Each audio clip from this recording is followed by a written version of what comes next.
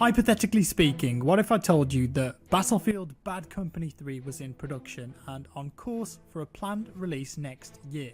It would also be available on PC and whatever Xbox is out at the time. I imagine that a lot of people would rejoice at that news. In fact, I'd argue that Bad Company 2 is one of the most beloved Battlefields in recent times. It is. And what if I went one step further and said that it would be a launch title for the PlayStation 5, which would also come out at the end of next year? Good. That's a lot to take in, and sadly I can't actually confirm any of that, but that doesn't stop the rumour mill from gaining speed and momentum as something has surfaced again today.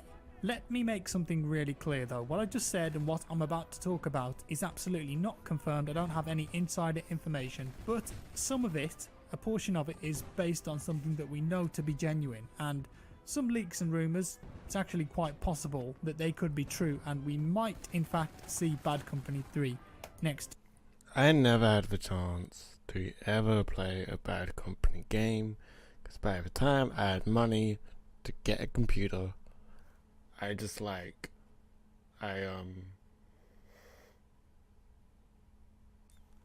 just couldn't afford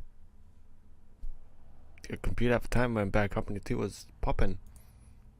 Yeah, and it's even more likely that if it is true, it could be a launch title for the next generation of PlayStation. I'll get onto the PlayStation news in a little bit because that's actually really interesting, but first let's fantasize a bit about Bad Company 3 a little longer. So why am I telling you all of this? Well, at the moment there is zero official evidence that Bad Company 3 is being worked on. All we've got is rumours and hope. But when it comes to the PlayStation 5, however, that's a different story because we've actually got solid information to go on that now. And this is related to the original post that popped up online. And this was from a paste spin. I think it originated on 4chan or one of the NeoGAF boards from a developer. Isn't 4chan like a porn thing? Or am I just stupid and don't know what I'm talking about?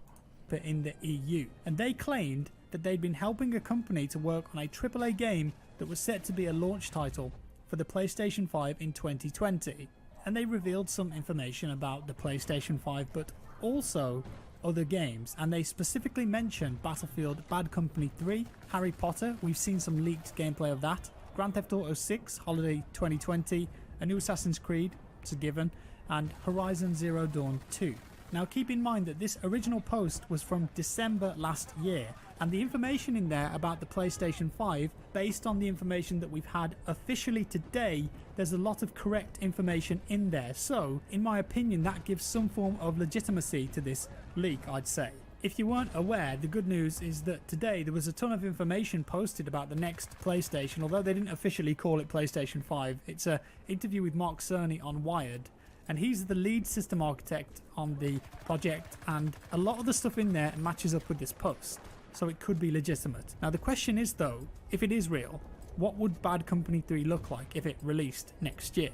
Let's just reiterate though, right now no confirmation from DICE or EA that it even exists beyond what we've seen here, but it's nice to dream, isn't it? With that in mind, what could it's good to dream.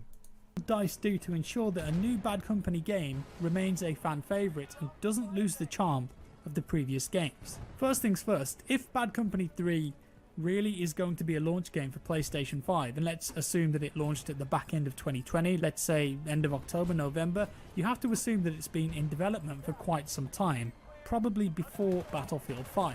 That could mean that the development cycle for this game would be far greater than 2 years, and that would make a nice change. I think it stands to reason that it would be a modern day shooter too. So Bad Company 2, we know it released in 2010, and while the first mission took place in 1944, the main game was set in modern day. And with the fans of Battlefield crying out for a modern day shooter, perhaps this could fill the void. With all of the backlash around BF5, I can't imagine that DICE doing another World War era game anytime soon would be a good idea, and so modern day just makes sense. And also the fact that so many people still love and play BF4, and that must send a signal to DICE.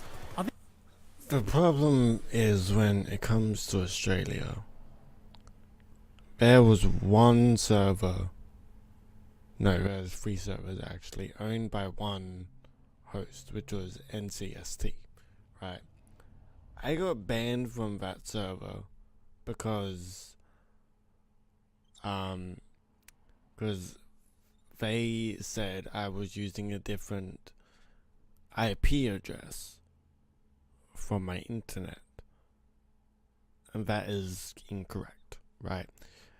Because I got banned from it because my dad also played on the same server through the same internet on his computer, but they said I was bouncing IP addresses, so like people couldn't find me or something like that, right?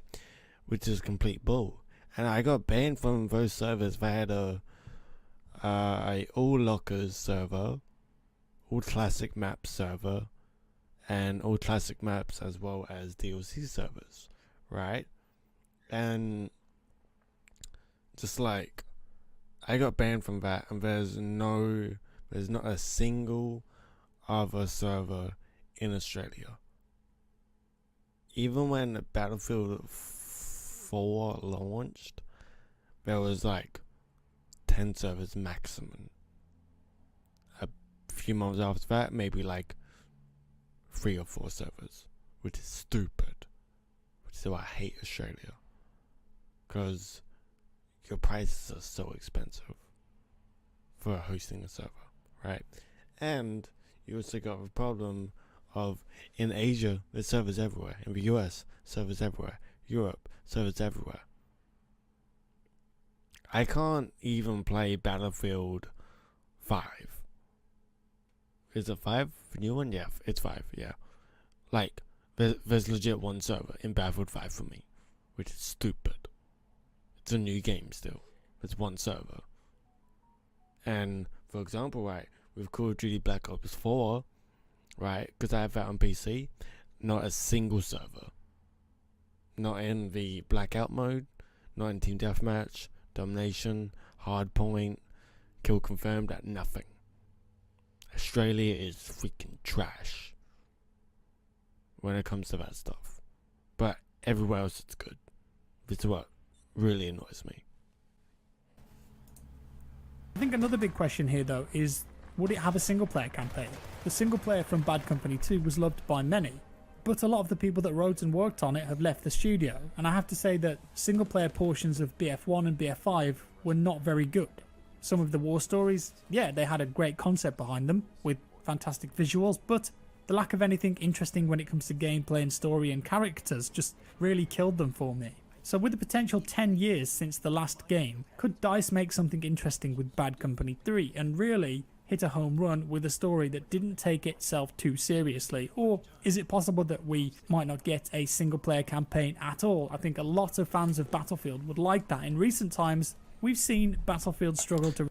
Thing is, I would really not mind it if I did not do a single player campaign, because I don't genuinely care for it. It's like, oh, okay, there's a single player campaign, cool. Am I gonna play it? Probably, but I'm not really gonna care. Right, I'm just going to look at it and be like, oh yeah, that was alright, you know. It was just like the Battlefield 3 or 4 campaign. Like, you played it, but you didn't care about it one bit, right? Just focus on multiplayer. Don't worry about single player. That's what I say. Release with a full feature set at launch. So is it possible that a single player campaign could be sacrificed in favour of getting the multiplayer component finished with a bigger budget, with a bigger team behind it, and on time for launch? Maybe if there wasn't a single player campaign, there could be more maps at launch, or live service content could be worked on well in advance, so you've got a regular drip feed of maps. Or maybe with the popularity of Battle Royale, could Bad Company 3 launch with its own BR mode, this time in a modern day setting? Lots of ifs and buts there of course, but who knows when the BR bubble will burst. In my opinion, if this was any other Battlefield game, I would say ditch the single player and focus on multiplayer. And while that might annoy... See, my point is stand by Jack Frags himself. You know, just... Battlefield has never ever been good for a single player. Never. It's been solely a Battlefield multiplayer game, right? Ever since, like, because I first started playing on my dad's computer on Battlefield 2, and that didn't have a single player. it had like a practice mode with bots, but other than that, you know, it just was multiplayer based and the game worked out well. Some people, I think the vast majority of people play Battlefield for multiplayer. But when it comes to Bad Company, I feel that a large part of people's nostalgia comes from the single player, and as such, I'm not sure that they would want to leave it out. It's a bit of a tricky one. On a side note, if in fact Bad Company 3 was due to release at the end of 2020, it would be fair to assume that DICE would therefore have a long time to support and work on BF5 content alongside working on Bad Company 3, assuming of course DICE are even making it. There are that many EA studios capable of pulling off AAA titles that honestly, perhaps we can't assume that if it is in development that DICE are at the helm, although I'm sure they'd want to be. All in all, I think the promise of Bad Company 3 really reveals some interesting questions and talking points about the Battlefield franchise. What made Bad Company 2 so special then? Well, it came out in 2010, and at the time the game was squarely aimed at the console market, which was the Xbox 360 and the PlayStation 3 at the time. It did come out on PC too, but the core game was definitely designed with consoles in mind, and the first Bad Company game, well, never made it to PC at all. The weird thing is that the movement was so odd on PC because you couldn't strafe. You also couldn't go prone either. The spawning system wasn't fantastic, the game only had 2 factions, and the player count was maxed at 32 players on PC and 24 on console. All of those things would be seen as a huge problem for a modern Battlefield game if it released today, and yet back then somehow the game worked. It was incredibly fun and people just loved it. I think part of that was the theme of the game and especially the tone of the single player. When playing through the campaign you played as a part of B Company or Bad Company. It was basically a company of misfits, and the entire game plays on this comedy element of the unit with dialogue that is... I'm just saying, I remember playing with this gun in Battlefield, it was either 3 or 4. No, it was Battlefield 2. I remember this exact gun, and it was like, oh, it was so bad. It was terrible. It's genuinely quite funny at times. One of the other big elements that made Bad Company 2 different was the destruction. Yes, back then the level of destruction that this game had was just mind-blowing. Entire maps could be devastated, and while there were maybe 10 or 15 buildings at the beginning of a game, you would just be left with rubble at the end. That sort of dynamic gameplay really caught on and players loved it. Destruction has been tweaked and changed over the years, and we also can't forget to mention Rush in Bad Company. Rush was the go-to mode. Tailored maps for the game mode. In fact, it was probably more popular than Conquest in the Bad Company games, and the fact that they were tailored worked really well and it showed. At the moment, there is zero official evidence that Bad Company 3 is being worked on. All we've got is rumours and hope. But when it comes to the PlayStation 5, that's a different story, and it ties into this because we do have some solid information to go on. I'm just going to quickly talk about the PlayStation 5 announcement because there's some really cool stuff here.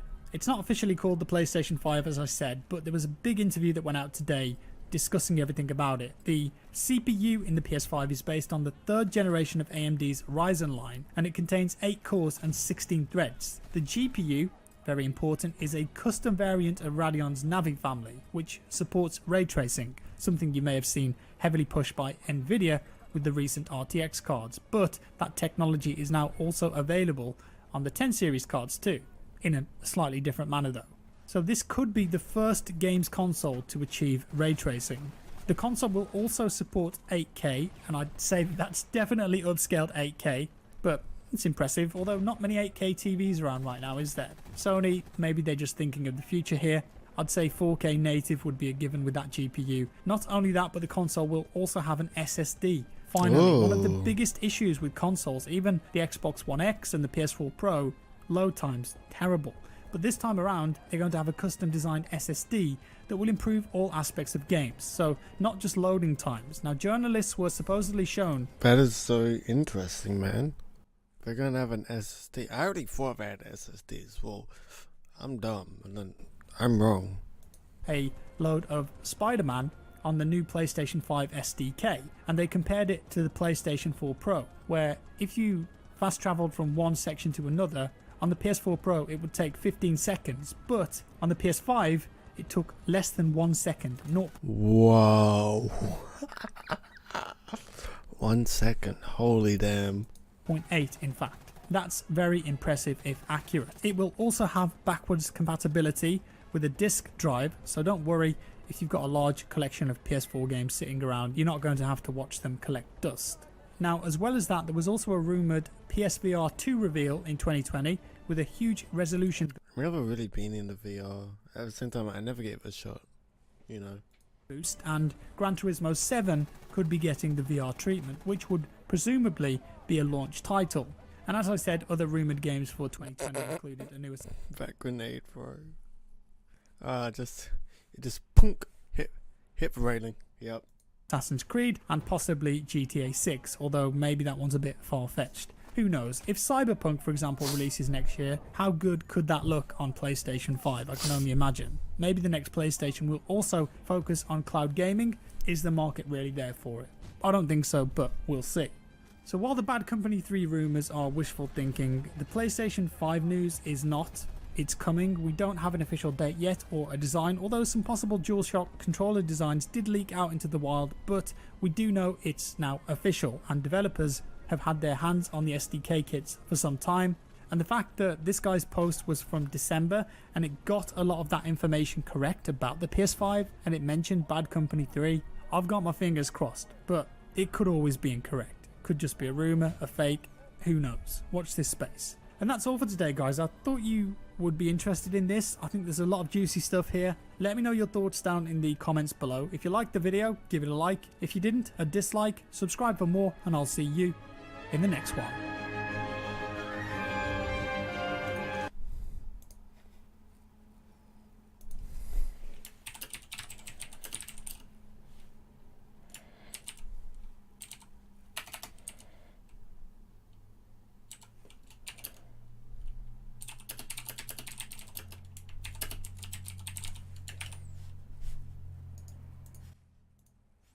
I really feel like it's gonna be a thing, or it's gonna be like something similar to it, right? Because we've been asking for that for years, and the whole Battlefield World War One thing, or whatever it is, just I feel like it never worked. Like, yeah, people did it, but it's only because, like, I'm level 118 on Battlefield 5. But it's literally only because no one plays Battlefield 1 in my country.